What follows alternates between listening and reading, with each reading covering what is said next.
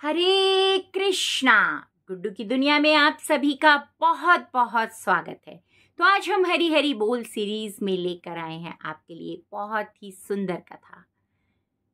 तो क्या आप सभी जानते हैं कि रहस्यमयी चूड़ामणि का अद्भुत रहस्य क्या है?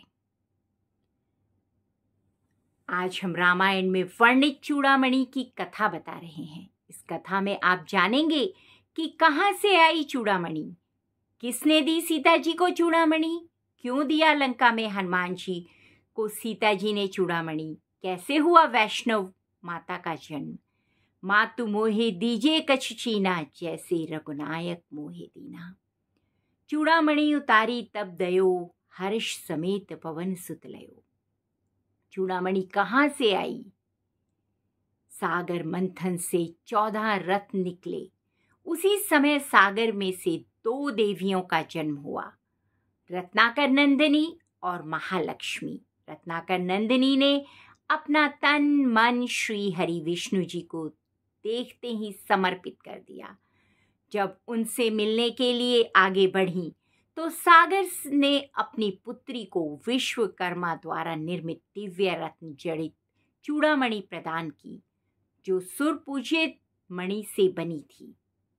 इतने में महालक्ष्मी का प्रादुर्भाव हो गया और लक्ष्मी जी ने विष्णु जी को देखा और मन ही मन वरण कर लिया। यह देखकर रत्नाकर नंदिनी मन ही मन अकुलाकर रह गई।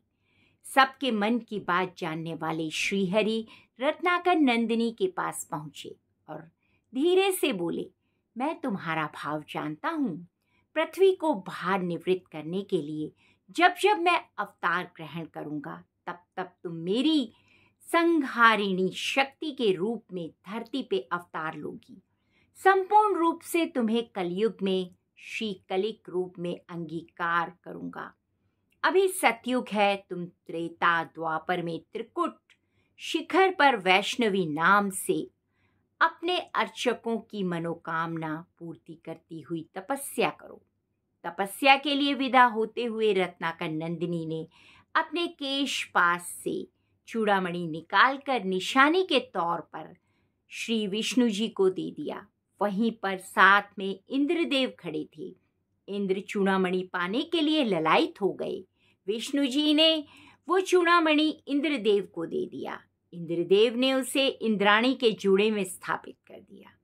शंभासुर नाम का एक असुर हुआ जिसने स्वर्ग पर चढ़ाई कर दी।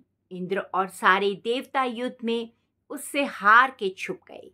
कुछ दिन बाद इंद्रदेव अयोध्या राजा के पास पहुंचे सहायता पाने के लिए। इंद्र की ओर से राजा दशरथ केकई के साथ शंभासुर से युद्ध करने के लिए स्वर्ग आए और युद्ध में शंभासुर दशरथ के हाथों मारा गया। युद्ध जीतने की खुशी में इंद्रदेव तथा इंद्राणी ने दशरथ तथा केकई का भव्य स्वागत किया और उपहार भेंट किए। इंद्रदेव ने दशरथ जी को स्वर्ग, गंगा, मंदाकिनी के दिव्य हंसों के 4 पंख प्रदान किए। इंद्राणी ने केकई को वही दिव्य चूड़ामणि भेंट की और वरदान दिया, जिस नारी के केश पास में ये चूड़ामणि रहेगी उसका सौभाग्य अक्षय तथा अखंड रहेगा और जिस राज्य में वो नारी रहेगी उस राज्य को कोई भी शत्रु पराजित नहीं कर पाएगा। उपहार प्राप्त कर राजा दशरथ और केकई अयोध्या आ गए। रानी सुमित्रा के अद्भुत प्रेम को देखकर कैकई ने वह चूड़ामणि सुमित्रा को भेंट कर दिया। इस चूड़ामणि की समानता विश्व भर के किसी भी आभूषण से नहीं हो सकती। जब श्री राम जी का ब्याह माता सीता के साथ संपन्न हुआ, सीता जी को ब्याह कर श्री राम जी अयोध्या धाम आए। सारे रीति रिवाज संपन्न हुए।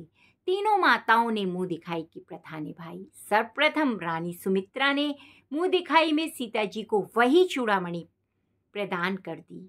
कैकई ने सीता जी को मुंह दिखाई में कनक भवन प्रदान किया। अंत में कौशल्या जी ने सीता जी को मुंह दिखाई में प्रभु श्री राम जी का हाथ सीता जी के हाथ में सौंप दिया। संसार में इससे बड़ी मुंह दिखाई और क्या होगी। जनक जी ने सीता जी का हाथ श्री राम जी को सौंपा और कौशल्या जी ने श्री राम जी का हाथ सीता जी को सौंप दिया। राम जी की महिमा राम ही जाने।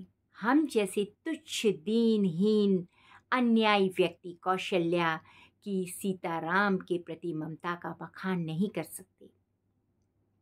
सीता हरण के पश्चात माता का पता लगाने के लिए जब हनुमान जी लंका पहुंचते हैं, हनुमान जी की भेंट अशोक वाटिका में सीता जी से होती है।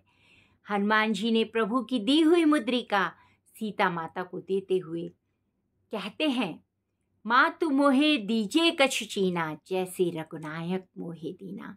चूड़ामणि उतार तब दयो, हर्ष समेत पवन सुत लयो।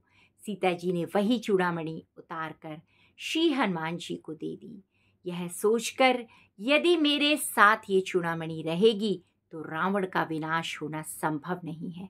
हनुमान जी ने लंका से वापस आकर वो चूड़ामणि भगवान श्री राम को देकर माता जी के वियोग का हाल बताया। तो आप सभी को कथा कैसी लगी ये कमेंट करके बताएं। धन्यवाद। और अब आप सबको पता चला कि कैसे ये चूड़ामणि माता सीता के पास आया और किस तरीके से ये चूड़ामणि फिर स्वयं भगवान नारायण श्री राम के पास पहुंच गया। धन्यवाद। आप सभी का दिन मंगलमय हो। इसी के साथ कथा समाप्त करते हैं।